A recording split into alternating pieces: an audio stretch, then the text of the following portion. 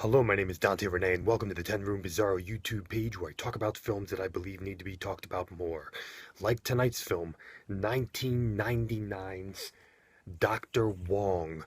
I believe it's also known as Dr. Wong's Virtual Hell, and this is from Mr. JESS Franco. Now, I got this on the JESS Franco collection double feature Cravings of the Depraved, and this is distributed by SRS Cinema. I believe these might have been released individually as well, but on this particular release we have Helter Skelter and Dr. Wong. This is the cover here. I don't believe that's an image that's in any of the films, but you are getting a taste of that right there. There's the back where we have just some images from both of the films on there. Helter Skelter, which I'll look at in the future on this YouTube page, and Dr. Wong. So that's what we're looking at tonight, 1999's Dr. Wong. So let's get into this movie here, because this is a wild, weird, crazy, insanely against genre boundaries JESS Franco film. Now, first and foremost, you got to know that this film from 1999, the characters are actually speaking in English, and it seems like pretty much all of the characters in the film are Spanish. So there are very heavy accents. Mr. JESS Franco is playing Dr. Wong in this film. Lena Romay is playing a detective and Dr. Wong's horny daughter. She's playing two different characters, and to differentiate between those characters, the detective, she's wearing a blonde wig, which seems to be almost like the Candy Coster wig. Now, I believe in the opening credits, it's Candace Coster. You know that name, or Candy Coster, you know that name from a lot of the films that she did, like Mansion of the Living Dead by JESS Franco, which I reviewed on this YouTube page already. So she's playing two characters. JESS Franco is playing Dr. Wong. We also have some footage of Howard Vernon from another film, probably seemingly from the 70s, that Franco is using his character and kind of inserting it in bizarre ways throughout this film, as he's playing, I believe, an ancient wizard. In this particular film. This is a film that deals with ransom money and torture and a virtual reality world that comes from special eyeball glasses. This is a crazy, insane JESS Franco film that I would say is not for most people. And if you are into normal cinema, and if you are into movies with boundaries, this is not for you. If you are a JESS Franco fan and you are in it, and you are a fan who likes it wild, weird, and crazy, and insane, and going by his own pace, let's get into Dr. Wong. This might be for you. This is a wild, wild movie. And it says in the back of this DVD, a double feature from the legendary director, JESS Franco. And yes, to me, he is a legendary director, my favorite director.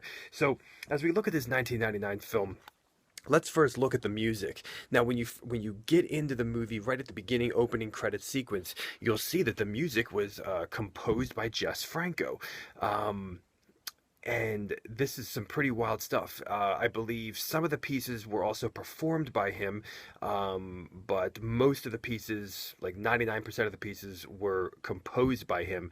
And then there was one piece that was done by the band that performed the stuff that he composed. Shazam, Shannon, something like that. So the music in this film is wall-to-wall music, okay? This is a movie that has music all the time. And when there's not music, it is so evident, and it brings a very bizarre atmosphere in the silence, because there's so much music in the film that when the music drops out and there's just silence there, it's pretty, it brings kind of something disturbing in a way.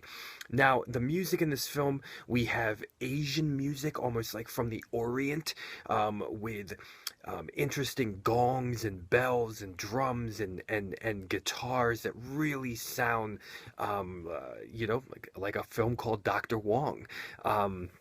From the Orient. We also have some pieces of music that really sound Middle Eastern, with the hand percussion and exotic ethnic, Middle Eastern and Eastern. We have almost belly dance like, mixed with very mystical Asian music, something that you might hear in pieces of kind of kind of a weird piece in a martial arts film where they're burning incense or something and someone is chanting, that kind of music. And it's also at the same time psychedelic and very, very mystical, at times very hypnotic and dark. And we also have jazz in the movie as well. We have some sultry, sexy, sleazy type jazz in this movie, which is very interesting. Now, that's not all. The theme song of the film that you will hear at the beginning and the end is outrageously awesome. It has kind of a rock punk vibe, mixed with experimental avant-garde with the vocals and the tune of the vocals and the tones and the melody and the way that it's done through these bizarre kind of reverb vibes. There is an actual Dr. Wong song that you will hear at the beginning and the end. So we got the rock, we got a bit of a punk edge to it, and very, very exotic, very mystical music. Now, in terms of the style and the cinematography for this film is style. The style is the substance, as I've said many times before about many films on this page, especially JESS Franco. I believe this film was shot on video, and regardless, he is utilizing so many effects, so many bizarre, crazy effects, negatives, and kind of sucking color out of certain things in the screen and then letting the rest of the things have normal color. Very psychedelic, trippy things going on in the screen. It's kind of convoluted and it's twisting, and pieces are shattering out of the screen. And as you know, this film is dealing with a evil sexual virtual reality world from Dr. Wong, based on eyeball glasses. And so you actually enter into that world for a very long period of time. Actually, I think it was about 25 minutes, something like that. And this will immediately push out moviegoers who like their movies normal.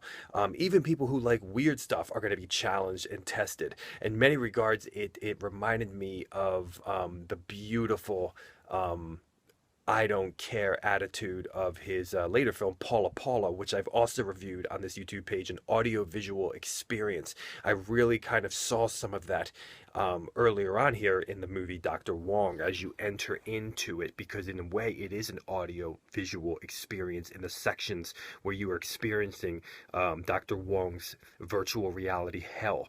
That also plays out like a comic book, where we have like the comic book bubbles, where you're hearing what characters are saying or thinking, and that just brings a crazy vibe to the proceedings in this film. We have a lot of sections, predominantly near the beginning of the film, where things are kind of constantly pausing. Action is constantly pausing, and it's like really like the snapshots of a comic book done in a very low budget JESS Franco style. I've said this so many times before about JESS Franco's films, even a lot of times from the 70s, that he is the master of basically taking low budget and showing that it does not matter what kind of camera you have or what kind of budget you have or what kind of locations you have, even though he always has killer locations. Like in Dr. Wong, it really looks like he's in some amazing, like he's in China or something. I don't know where the hell they got some of this architecture and these locations. But he is the proof and the living example that creativity surpasses all of those superfluous things. You have all these people today who are doing Kickstarters and all this kind of stuff. And in 2017, I need to raise $50,000 before I can make a movie. JESS Franco attests to the fact that stop right where you are. If you have the creativity, you can do it regardless. Just make a movie. It's based on creativity. And you can see in Dr. Wong that this is a film that is 100% just creativity and passion and insanity and cinematic artistic rebellion. So he is living proof. This is a film that's brimming with creativity. This is a there's just so much wild, so like just snapshots, and the way that the movie is edited is so, and just it's anarchy, it's chaos, it's insane.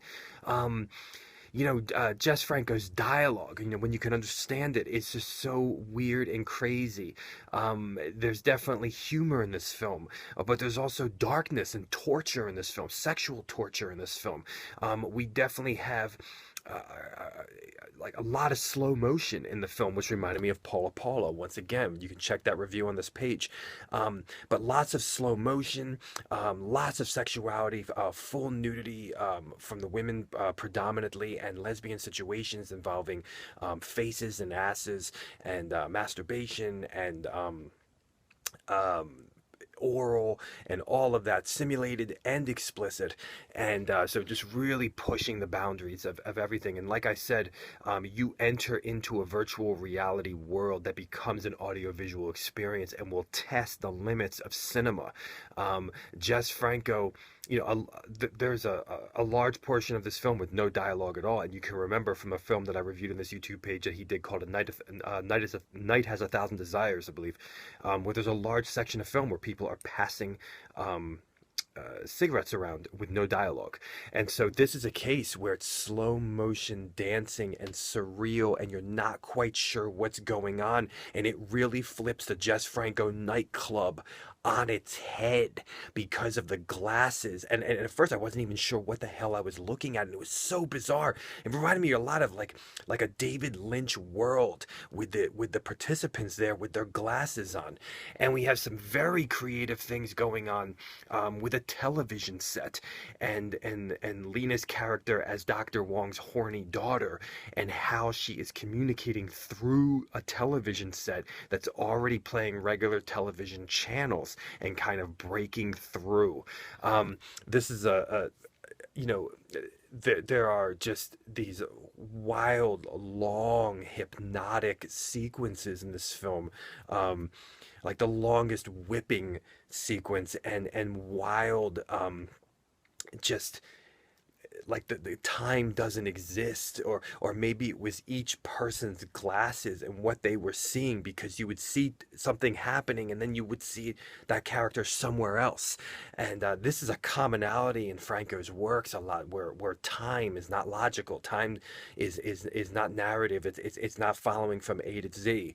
And in this film we really have it in that virtual reality perspective. Comedy, horror, eroticism, sleaze. It's here. We don't have crazy zooms and things like that, but we're up close and personal with girls' butts. Definitely a butt movie. Vaginas behind the butt, just the whole thing right there.